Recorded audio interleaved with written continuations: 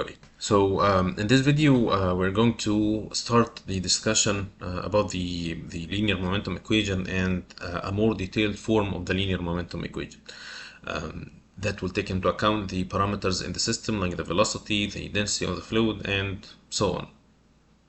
So before we go through the equation, there is something that is important to highlight before we go through the shape of the equation, which is the control volume.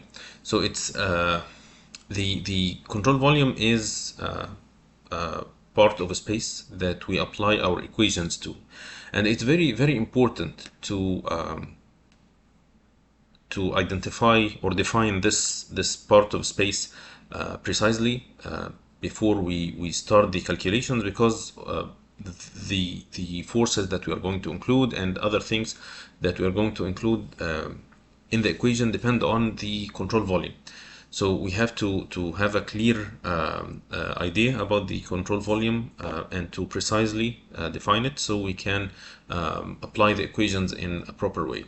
So the control volume can be one of three types. The first is the fixed control volume, and this is the most simple way or type of the control volume. It's a control volume that has fixed location in space. So like in this case, we have this we have this pipe or the faucet that is connected to this outlet where water comes out. There is water in and water out.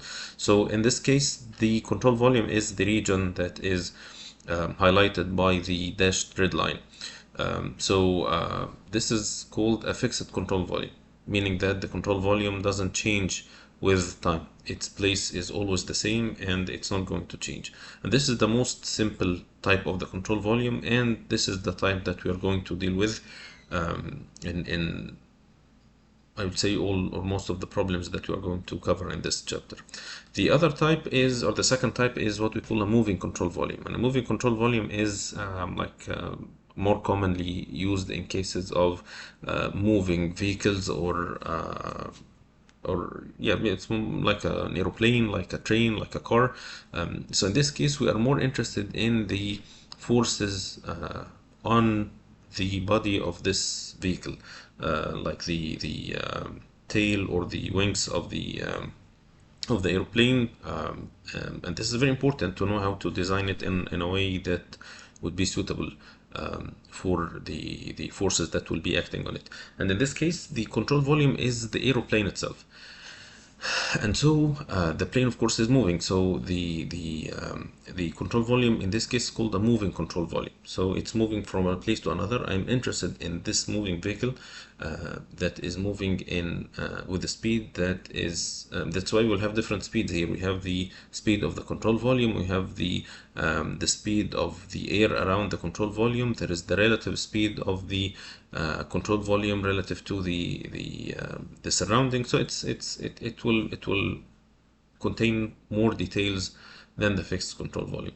The last type is called the deforming control volume, and in this case, the control volume, like a case where we have a piston where gas enters and then leaves, and it's compressed as the time goes. And in this case, the control volume is deforming. It will take a small volume and then it will increase and then decrease. So this is the last case. The second and third case are more of interest of other disciplines of engineering. Like in this case, it's more like an aerospace engineering. In the case of deforming control volume, more of mechanical engineering applications. But for the applications that we are interested in as chemical and petroleum engineers, we are more interested in the fixed control volume. That's why we're going to focus on this type of control volumes in this chapter. Now let's go through the shape of the linear momentum equation. The equation in the textbook, there is the full derivation of this equation. The derivation is long and it includes a lot of steps, and I think it's going to be kind of a waste of time if we go through all this derivation here. It's already in the textbook, so you can go through it yourself. But I'm more interested in getting the physical meaning of the terms in the equation. I think this is what matters more than how we got this equation. The derivation is already there, so I think you will believe that this is a correct equation. I'm not just getting anything from my head. It's already in the textbook. So you can go to the textbook and check the derivation if you're interested. But at the end of the day, this is the form of the equation. I want to remind you that the linear momentum equation is a conservation of momentum equation, which means that this is another form of the Newton's second law. And if we go back to, I think it was, no, I'm sorry, to this slide. Sorry, so this slide. So this is the equation that we said we are going to use, which is the forces in x, or summation forces in x direction, is the derivative or the time derivative of the momentum in x direction, and same for y and same for z. So what we see here is a similar equation, but it's in a more general form. Just remember that the from chapter 5 we said that the mass flow rate is the rho u dA, the integral of rho u dA. This is what we call the mass flow rate. So this rho u dA is the mass flow rate, or the dm, you could say it as the differential mass flow rate. And if you multiply the differential mass flow rate by the velocity, we get the momentum. So what we get here is the integral of the differential momentum. It's u dm, which is m times the velocity. The integral will result in the m times the velocity. So this is the momentum term. And also there is one thing in chapter 5 that we said, which is the dot product. If you remember in chapter 5 when we were deriving the continuity equation, we said that the term of multiplying the u times n, that if u and n are in the same direction, then the dot product will be positive. If they are in opposite direction, it would be negative. So we said that this dot product is representing both the input and output flow rates, and the same here. This dot product represents the momentum in out minus the momentum in. This dot product represents the momentum out minus the momentum in. So this is the net momentum in and out of the control surface, or through the control surface. It's very similar to what we said in chapter 5. So this term represents the momentum out minus the momentum in. This term represents again, this is rho u dv. Rho dv is the dm, so it's the velocity times dm. So this is also the momentum. This is another way of representing the momentum, but in this case it is the time derivative. Okay, it's not the momentum, I'm sorry, it's the mass times the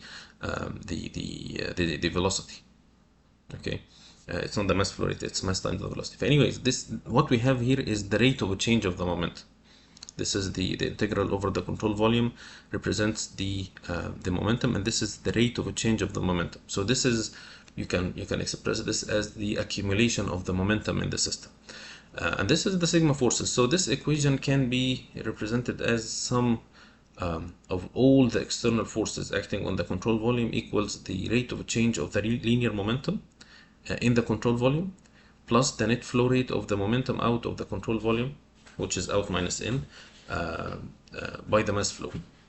Okay, so this is a very interesting thing. You can compare this to any conservation of mass equation, for instance, or conservation of energy. We said that you would say that the accumulation is the mass out minus mass in. So you have the same thing here, but we have also the term of sigma f, which doesn't apply for the other cases. So here we have the sigma f is the accumulation of the momentum plus the net momentum out minus the net momentum in. Here you will have the ur, which is the relative velocity, and we said that in case of having a moving control volume, then in this case there is the velocity of the fluid compared to the velocity of the control volume. So this is what we call the relative velocity. It's calculated as follows. If we have a fixed control volume, then the velocity of the control surface is 0, and then the relative velocity is the same as the velocity of the fluid, which is the case that we are going to deal with. So anyways, this is the equation that we are going to start working on from here until the end of the chapter. Of course, it's like what we said in the mass flow rate or the continuity equation and in the energy equation. We cannot or we don't like to deal with the differential equations or the integral equations, because they are not practical in the practical applications. It's not a practical way of using the equation. That's why we are going to go for a simplified form of this equation that we are going to deal with. However, this equation is very useful because it applies for, I would say, all the cases. It applies for the compressible and incompressible fluids, because we have the density here as a variable that can be variable in the integration, and taking this into account.